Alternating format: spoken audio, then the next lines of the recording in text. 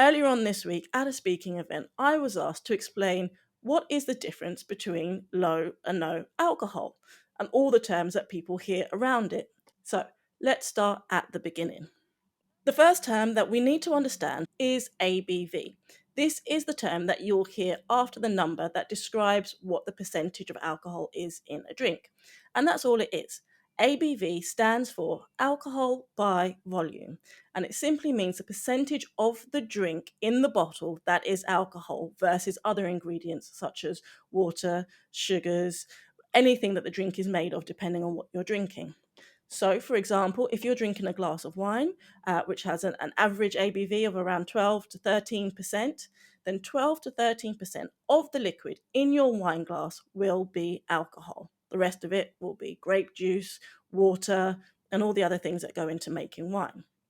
Same with a bottle of beer. If you have a bottle of beer at 5%, 5% of that liquid you're consuming is alcohol, the rest is all the other ingredients.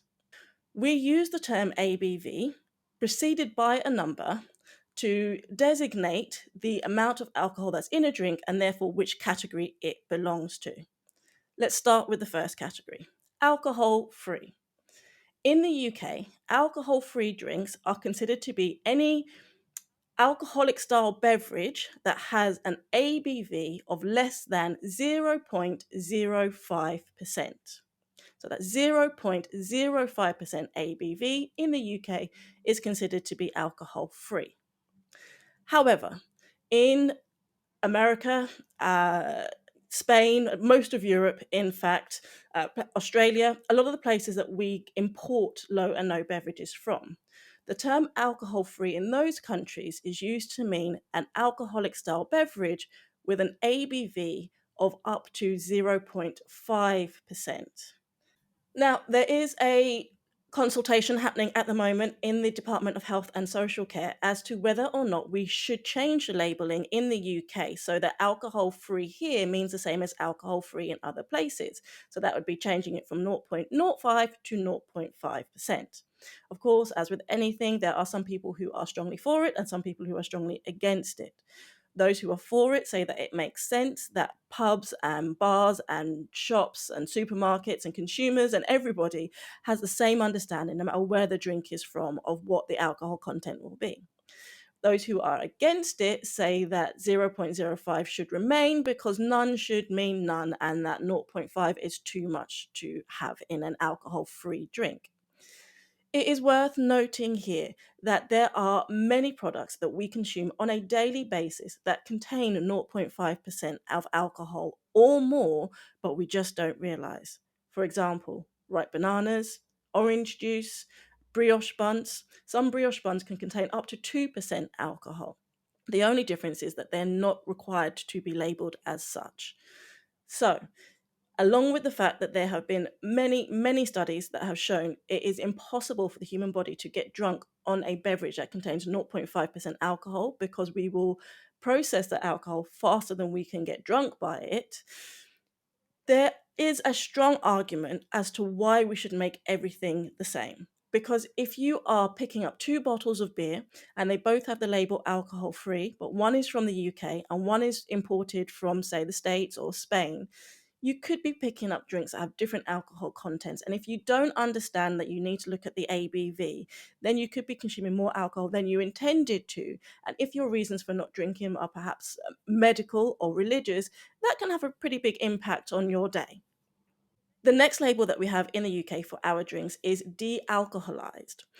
Apart from being a very long word, dealcoholized means drinks where the alcohol has been removed and the remaining liquid is no more than 0.5%.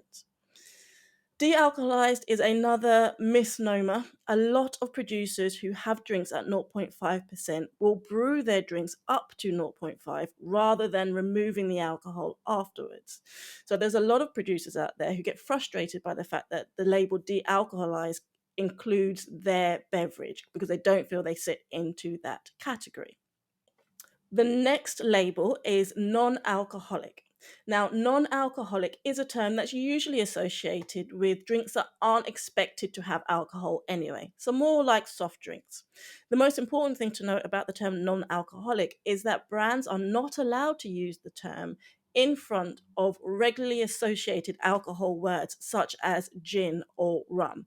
So a brand is not allowed to call their product a non-alcoholic gin or a non-alcoholic rum because those terms are protected and those drinks must meet the minimum standards of alcohol, which is at least 37.5%. Some drink types, like bourbons, will have higher minimum ABVs. The only exception to this that you might see if you are of a religious disposition is sacramental wine. So those wines are allowed to be labeled as non-alcoholic.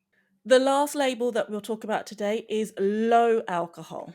Now, drinks that are labeled as low alcohol are allowed to be up to 1.2% ABV. Now, here's one more reason for you why the consultation that's taking place to look at the labeling of drinks may well decide that we should label everything that is alcohol free as 0.5%. According to the Licensing Act, when you are in a pub or a restaurant or any licensed premises, they consider alcoholic beverages to be wines, beers, spirits, porters, stouts, or any other alcoholic beverage sold above 0.5%. So, according to the Licensing Act, alcoholic drinks start at 0.5%, but according to the guidelines, alcoholic drinks start at 0.05%. It is such a minefield of confusion for people, and it is little wonder that everyone is really confused about what it is that they're drinking, what the ABV should be, what the labels mean. The other thing to bear in mind with this, and this is really important to recognize, is that whilst all of these labels that I've given you are the current guidelines, they are just that. They are only guidelines. This is not law. According to the UK government, brands do not have to use the labels alcohol free, low alcohol, or de alcoholized on their drinks.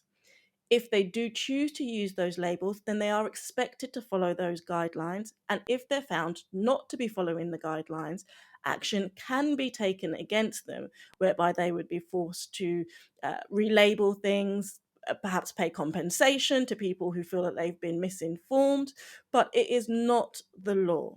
So, all this to say, when it comes to choosing which type of low no beverage you are going to drink, just be careful.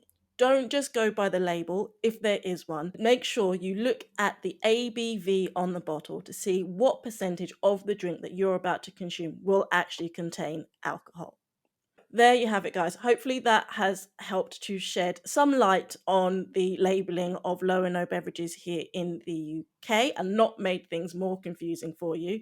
If there are any of those labels or areas that you'd like me to expand a bit more on, then let me know in the comments or drop me an email. Wherever you are watching or listening to this podcast, I would really appreciate it if you would like, subscribe, rate, and review, whichever one's easiest for you, wherever you happen to be listening, whether you are on audio or watching on YouTube, because that really helps me get the word out to more people who might be looking to live a life less intoxicated. And don't forget to check out Low No Drinker magazine, the #1 UK magazine for mindful and sober curious drinkers. Until next time, Low No Nation.